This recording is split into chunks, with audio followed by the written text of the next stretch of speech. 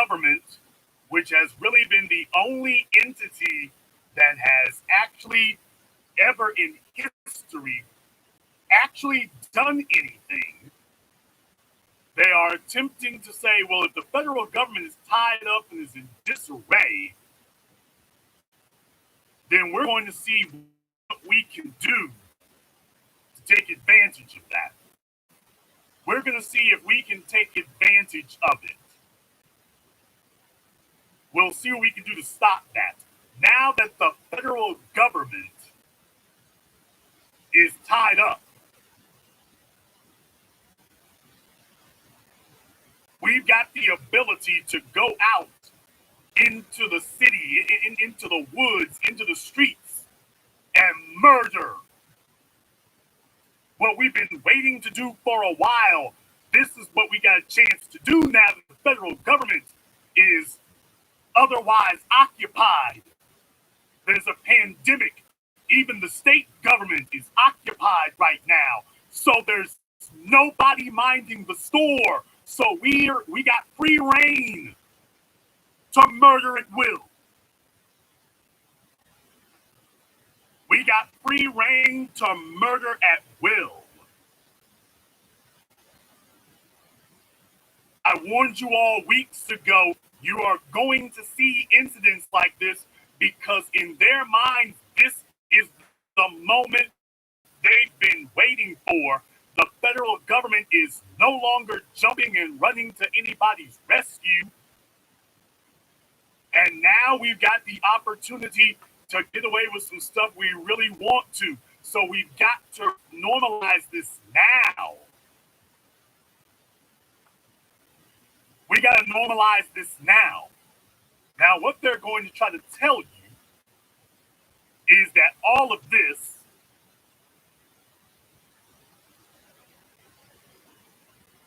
happened before the pandemic is what they're going to try to tell you here. That's what they're going to try to tell you. Well, I mean, there's some chicanery going on here. It wasn't really like that. No, folks, actually, it is like that. It is like that because you have to understand that this is their opportunity to do this.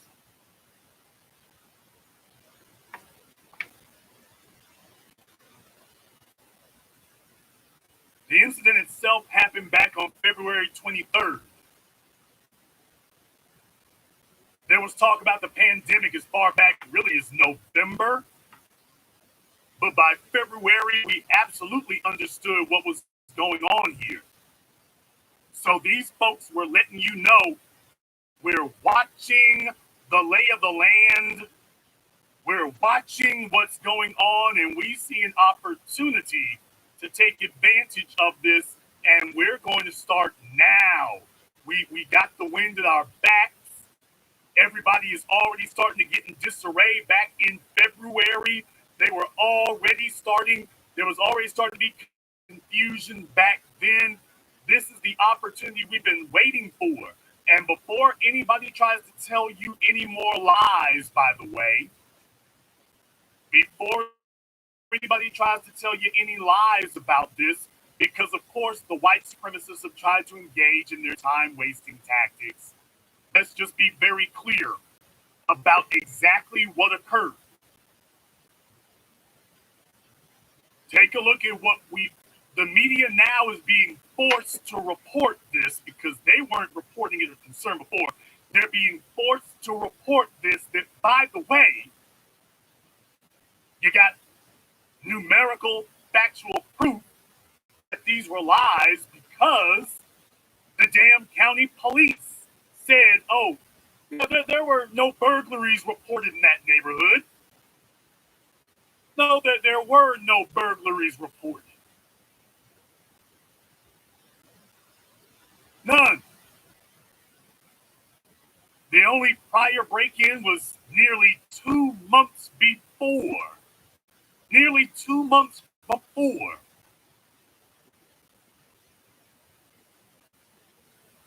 So what in the world is this?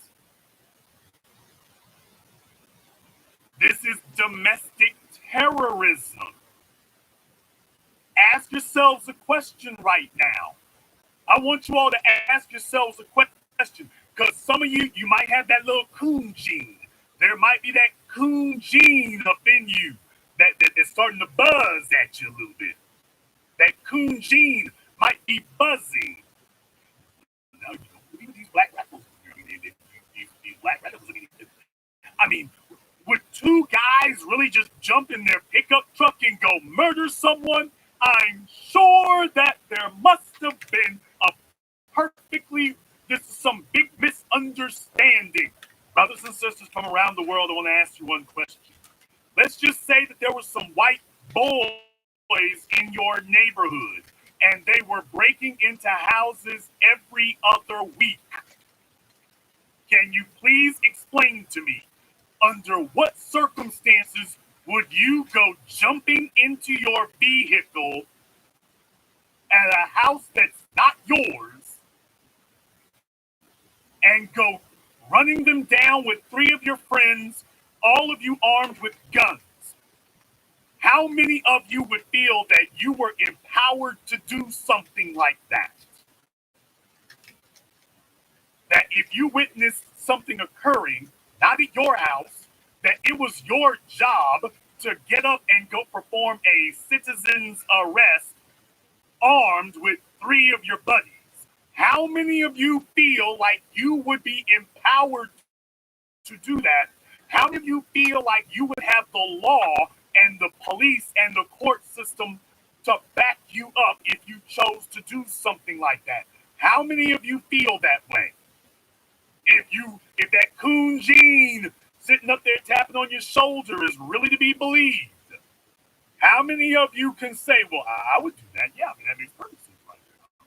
Perfect sense to me, why, certainly. Yeah, I mean, I can see us doing that. Yeah, absolutely. That was, and the police would back me up. And the police would back me up. How many of you really think that the judicial apparatus would back you up on something like that?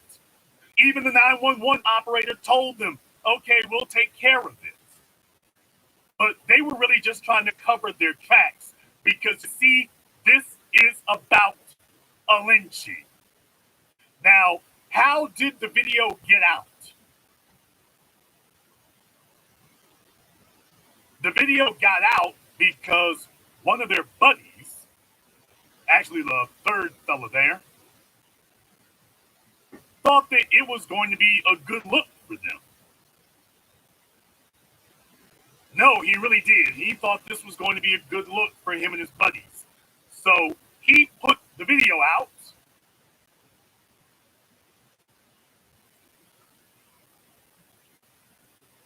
Because he thought that this was going to vindicate his friends. And oh yeah, now I'm not responsible. It would erase his friends. I don't think that's what they meant to say there, but in any case. Let's take a look at this sterling individual too, by the way. Well, you can see him. This is a so-called lawyer. Then you take a look at Mutt and Jeff. Are you seeing a pattern here? They look dusty. They look rumpled. They look unkempt. They have their beards in place. They have their little beady eyes. I'm not sitting up here trying to be funny. I mean, look at them. They've got that degenerate, regressive, inbred look to them. And they travel in packs of savages. They've got this really grimy, dirty, filthy, maggot-infested look to them. They look very disheveled, very unkempt, very unclean. All of them. ALL, the ritual of racism. This was a racist ritual. This is a racist ritual. Now, you all know that Gregory McMichael, the killer father over there on the left, you all know that he hobnobbed with the highest levels of government. And yes, at the possible risk of exhausting my Game of Thrones references here,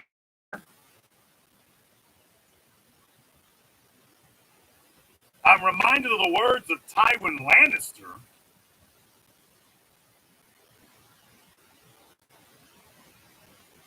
who said about Sir Gregor, sometimes you need a beast. Sir Gregor Clegane, sometimes you need a beast.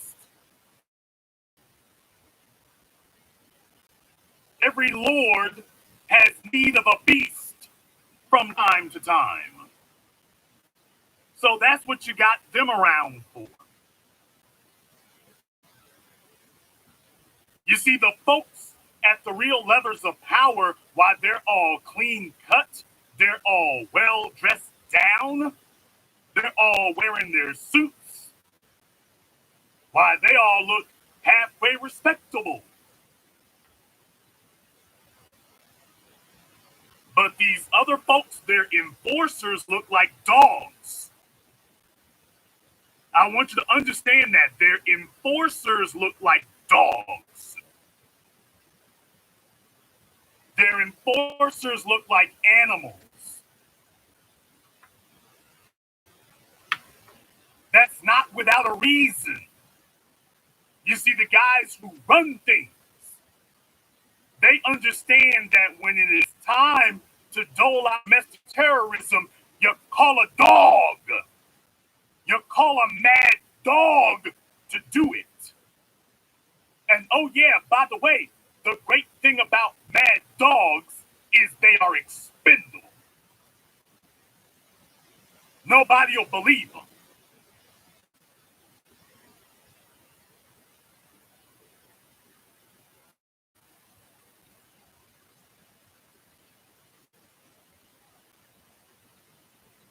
Mad dogs are expendable. Mad dogs can be thrown away. The mad dogs can perform the dirty work, and if you need to dispose of them, they can't even drop the damn dime on you. Do you all realize that? Think about this for a few moments here. They can't even drop the damn dime on anybody. What can they do? What can they say? Yeah, you served your purposes, but you were too damn blatant to realize that. What they've done is worthy of offing them. Why do I say that? Because you made a damn video. You made the evidence. You got sloppy. You were completely sloppy. You gave up the damn evidence. You made the evidence. You see, if you hadn't done that, then we'd have been okay. We'd have just let it rest for a little while. But you slipped up. You slipped up. You did it wrong. You should have just done like Zimmerman and make it your word versus his, and the dead man will tell no tales. But you slipped up. You did it wrong. One of you got scared because you're a lawyer, and you said, I better take a camera with me so I can make sure we've covered our faces so that people can see this was a legit kill. They'll back us up on that because he got worried. He ain't got enough of that backwoods spirit in him to understand. No cameras. This will be taken care of down at the police station. No cameras. So you slipped up, you messed up, you screwed up, and now you got to get done up. You've got to take the fall. We protected you as long as we could. We didn't even do anything until the video leaked. Because the lawyers started getting scared because folks figured out who they were and the issue didn't go away, the lawyers started getting scared and saying, man, I'm hearing rumblings. I'm hearing rumblings that the feds might get involved. People aren't letting this go. The new black media is weighing in and won't let it go. Folks are starting to say this is an issue. They're connecting the dots. They won't go away about this. The coronavirus is dying down, but this story isn't because the new black media controls the narrative. I better do something. I better do something. Let me rally white folk to our side. Let me rally them to our cause. So he got scared. He got cold feet. And so he did something absolutely ridiculous and went off and dropped the evidence. And now, really, they're going to have to get rid of you now. They have to get rid of you. That video doesn't exonerate you. That video condemns you. In your inbred, extra chromosomal, idiotic ass mind, that video, can't you clearly see the nigger? I mean, as soon as we told him to stop doing, as soon as we told him to stop moving, that made it okay, didn't it? And that's another thing. You see, what white supremacists have tried to do now is they had to come out and admit that they are deputizing themselves. They've had to come out and admit that. You're hearing folk talk about, well, he should have followed their instructions. No, he shouldn't. They're not police with weapons. They're not law enforcement officers. He's under no obligation to obey any directions from the assailant. He should have.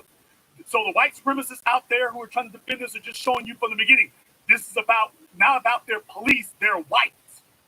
Because if it were a black person, and let's just say it was two black males who ran up with guns in Central Park or up on Justine Damon and started telling her, don't move, should have done what she was told. They didn't say that about Justine Damon. Reinforces to you here is that you are dealing with a ritual of racism. You are dealing with a ritual, and what you have found is basically this witch's coven. And this is just one of many. These are white supremacist cells. No, they're not sleeper cells. These cells are wide awake. No, these are not sleeper cells. These cells are wide awake and active. No, they're not asleep. They're not asleep.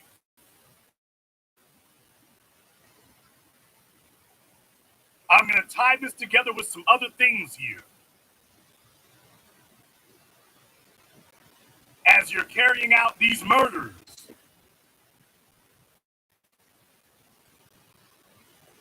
I was telling you that this was how it was going to go here. And these have been a long time in the making. And you have to ask yourself a question.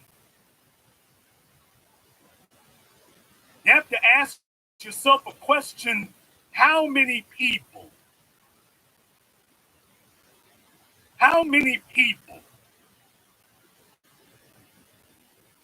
has Gregory McMichael murdered?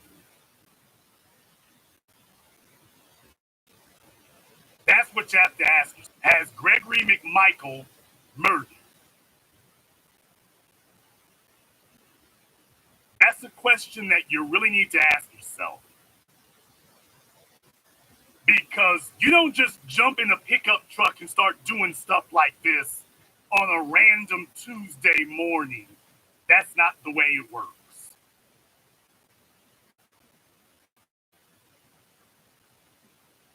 That's not the way it works. For him to do something like that and to know he was going to get backed up by the system, to know he was going to get backed up like that. He's letting you know, oh, this is just what we do. I know I'm protected. This is what our group does. And I submit to you that what he did with his son, who you can see his son has that blank, degenerate, inbred stare. And so what I would submit to you is that this was a rite of passage murder. This was a murder. This was a blood ritual, is what this was. This was a blood ritual. That's what I'm telling you. Just like with Amber Geiger. I told you all this then. With Amber Geiger, that murder had all of the hallmarks of a white supremacist blood ritual. That these will be the individuals who are going to carry this on for the next 30 years as they indoctrinate the young into this.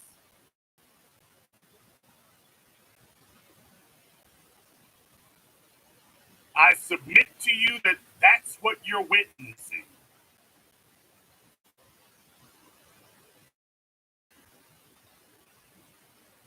Why else would you see something like that occur? Why else would something like that happen? It wasn't random. This was about indoctrinating the next generation to take over the cause. That we are here for the murder. We are the ones who do the dirty work.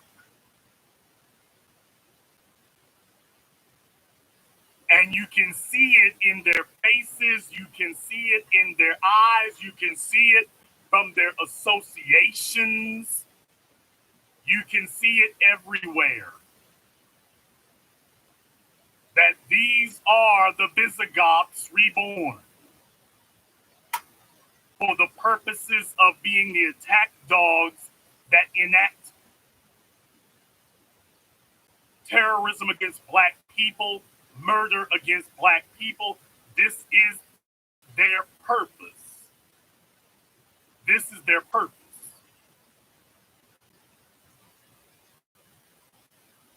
Do you understand? That's why you haven't been able to deal with this. This is why you keep seeing it over and over again. Now, I want to give you the two juxtapositions here.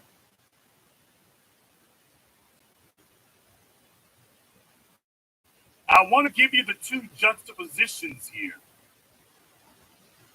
Because on the one hand, you've got the Vandals. On the one hand, you've got the Visigoths. On the one hand, you've got the beard-wearing Viking Vandal barbarians. And on the other hand, you've got the governor of Georgia. You've got the alt-right. They're clean cut. They have their hair parted on the side. Those who still have their hair. They've got their beards. No, they don't have any beards. They're clean shaven. They're clean cut. They don't go around with the axe handles. They're not the gears of war. They're not the foot soldiers of war. They're a part of the demonic apparatus, true, but they're not that. They're not these guys. Yes, the Richard Spencer types. They get their hair done. They're clean cut. They get their clothes dry pressed. But notice those are the two wings of the ritual of white supremacy. Did you realize that? On the one hand, you've got the clean cut guys. You got the clean cut guys with their hair slicked back and their button up shirts and their clean shoes. Those are the politicians. And then when you sniff around any rock, you find out that this is what they're dealing with. Oh, yeah, and by the way, as you know, Gregory Michael worked for the police department down there. He was an investigator with them. And oh, yeah, here's the damn attorney. Now, I want you to think that over for just a moment. You do realize that this is what you're seeing when you go into the courthouse down there, right? This is the attorney, and these are the cops. I want you to understand this visual because this is literal. This is the attorney. When you walk into the courtroom, this is the attorney, and these are the police. When you walk into the courthouse there, this is what you're walking into.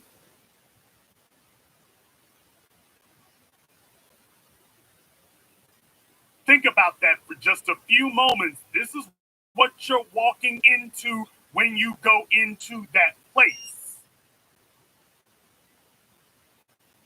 Yeah, the governor might be clean cut, and the prosecutor might shave, but these are the attack dogs.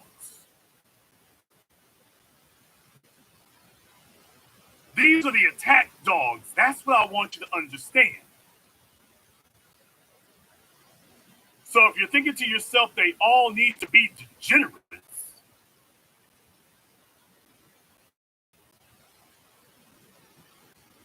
you have another thing coming.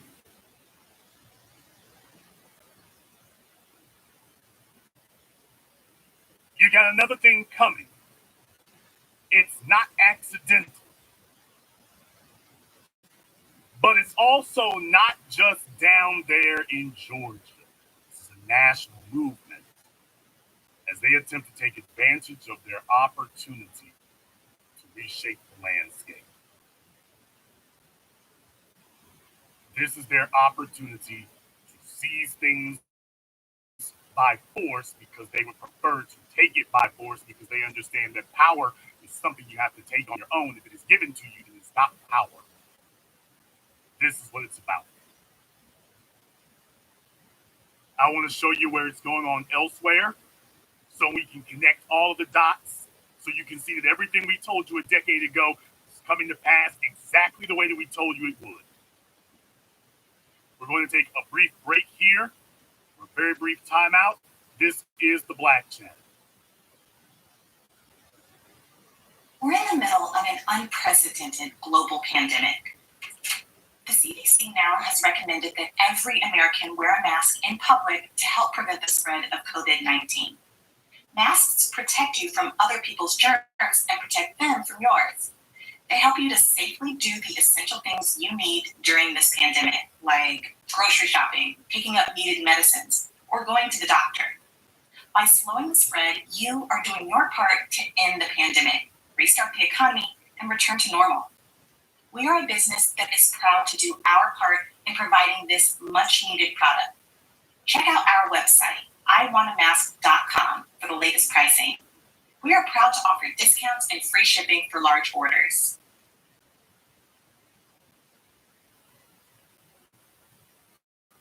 This is the Black Channel. I am your host, your brother, your humble servant, the Black Authority.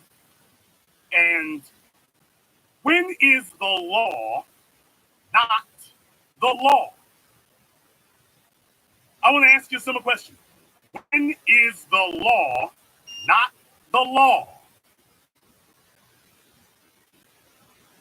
Why it isn't the law when a black man starts putting white folk in jail. Then all of a sudden, oh, hell no, that ain't no damn law. Now, there was a white woman, salon owner down there in Texas. This woman went into open defiance against the law. She didn't like the coronavirus restrictions in Texas, and she said, screw this, I'm doing me. I'm doing me.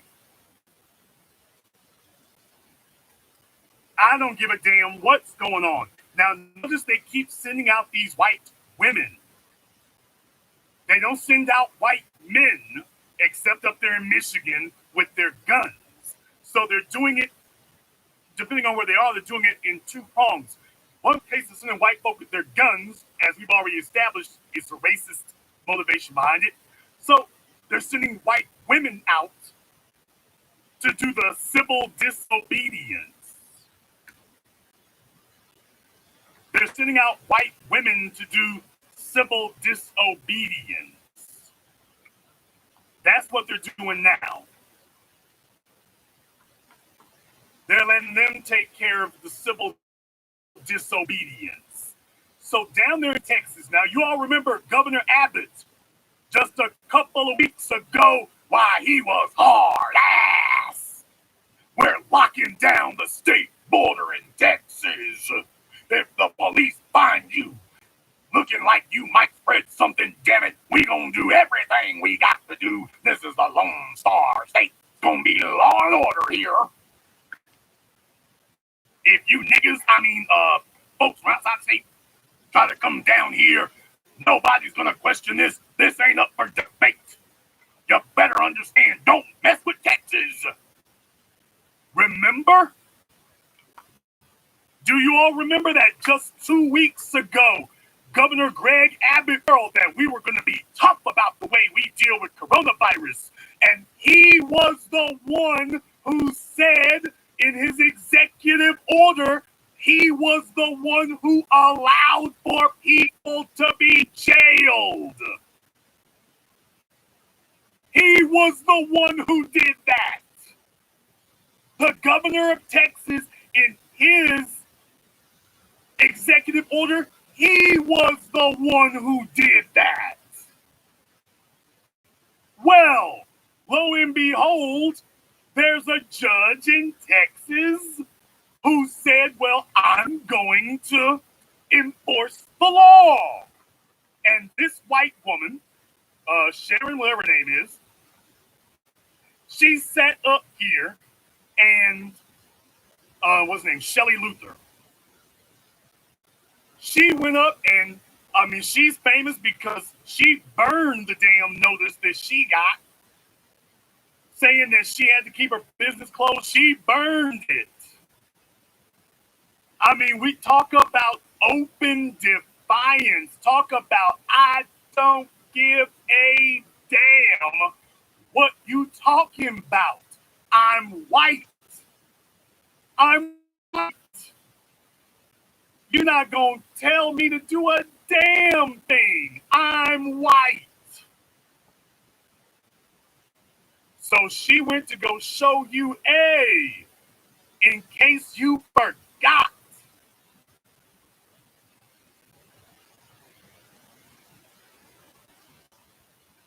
She did everything she was going to make herself a martyr.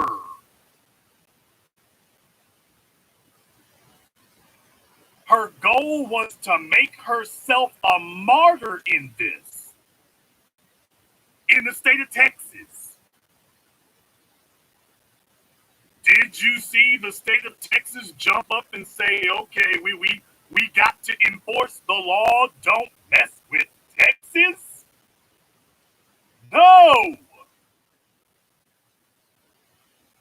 No!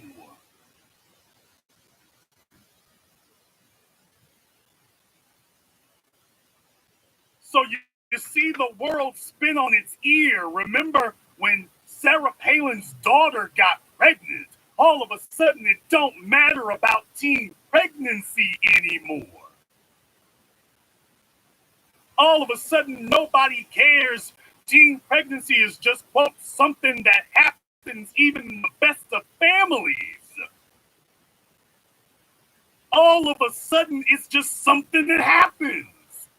Well, in Texas now, if you openly defy the governor's order, it is the governor who said, oh, I need to revisit that order. That don't make no sense.